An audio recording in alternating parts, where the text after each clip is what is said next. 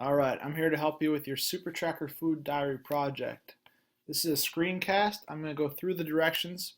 If you're ever stuck, the best thing you can do is reread the directions that you're on. Okay, so all I'm going to do is go through the numbers. 1, you're going to go to www.choosemyplate.gov/myplate/index.aspx. Once you get to this screen, you're going to fill out your info.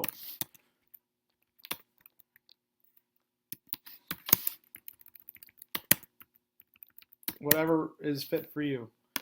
Remember that the more accurate we are with this kind of info and with our dietary intake stuff and with our physical activity tracker, the more accurate we are, the more beneficial this project is going to be to us. If we just make up a bunch of information, yeah, you might get credit for it, but the cost is going to be that you turn what could be a very valuable project into busy work. Once you get to this screen, one of these is going to give you an overview of what your targets should be per food group, and 5 of these are going to be for your 5 daily plans. All right.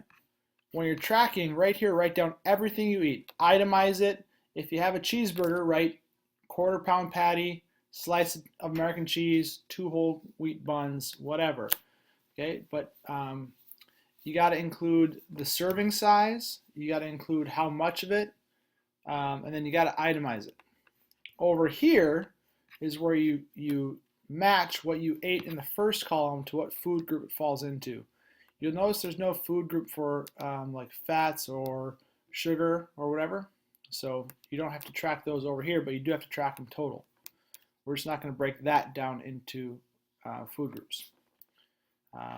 You also need to track how much physical activity you get every day for the week. All right, we can get out of the screen. After you do that, you got to go to Supertracker, all right, which is right here. Since we already created a profile in class, I'm not going to click there, but if you needed to, you do it right here. You're going to click Login, enter all your info here, log in. Please write down your login info so they don't come to me later and say, Mr. Clark, I don't remember what my login info is. This is your warning to write it down. We're going to use 2 trackers. One tracker is right here, the food tracker. The other is our physical activity tracker. Choose a Monday to start tracking food. When you choose a day, after you've tracked it for 5 days, you'll have to go back into the system and enter it into the software. So let's start on the 6th. That's when I started tracking my food. And you'll see I already have my breakfast and lunch entered. All right. This spot is where you search for food. Let's say for dinner I had a cheeseburger. Now if I search cheeseburger, I'll have a few options. Okay, 1/3 pound meat patty with mayonnaise or salad dressing, tomato, and ketchup on a bun. If you find one of those that fits what you had or is close, great, go for it. If not, try to find one that's pretty bland, and then add from there. Let's say the cheeseburger I had was, they don't really give me a great option. Whatever, we'll say I was at White Castle. Yuck.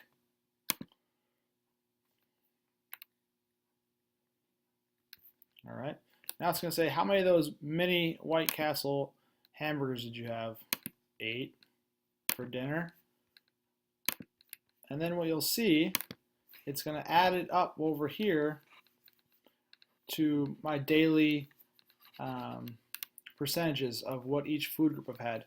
So I'm doing really good on grains. I've probably had enough there. And I have a good percentage of whole grains compared to refined grains. That's good. Veggies, I'm about halfway there. Fruit, about halfway there. Dairy, a little under half. Protein, I'm looking pretty good. All right. Oh, no. Looks like I've gone over my sodium limit, over my saturated fat limit, over my daily caloric limit, probably thanks to the White Castle.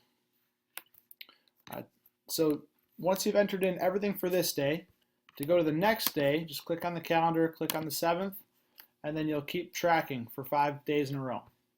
Right. Once I've entered in all my data in the Supertracker, you can go to the next tracking, which is the physical activity tracker, which is right here. For this one, you just enter in the exercise you get. Okay, so same calendar option. Choose your exercise, like swimming at the Y. Freestyle, low to medium effort. That sounds about like what I did. And you have to give more details about how long you did it. All right, so this was on Tuesday for 8 minutes. To be more accurate, is more like a survival float, but I'll tell you guys it was a freestyle medium effort. Add that to my physical activity tracker, and you'll see it start to add up down here. All right. We're looking to get 60 minutes of exercise a day. That's what the recommendations are. After I've done all my physical activity entering and all of my nutritional entering, I'm going to go here to My Reports. Click on Nutrient Report. Choose the time frame. So my week was the 6th through the 10th. It works best for this even if you didn't track for 5 days in a row, enter it for 5 days in a row and start on a Monday. That seems to work the best, just to make it easier on you. Once it's done loading, it's going to be my nutritional breakdown for the whole week. Okay, so you'll see I was averaging 2,887 calories, 67 calories. That's pretty close to what I was shooting for, so I'm a little bit over. It's not good. So what I want you to do now, we're on number, let's see, about number 10 here, is you're going to print this off, and then you're going to go through the list on number 10 and actually take a highlighter to what you printed off and highlight the categories there. To figure out the total calories for the week, take your average calories and multiply it by the 5 days. All right, you're going to take that number, subtract the calories you burned in your exercise, and come up with a weekly balance of calories. Then what I want you to do is to take all this data you have and answer questions 1 through 6 for the report. Now, Mr. Clark provided you a rubric of exactly what I'm going to grade you on. So if you want to make sure you get all 40 points, make sure you read the rubric first before you get too far in the project. That way you know exactly what to hit so that you can make sure you get all the points. Thanks for listening. I think this is going to be a great project. Go get them.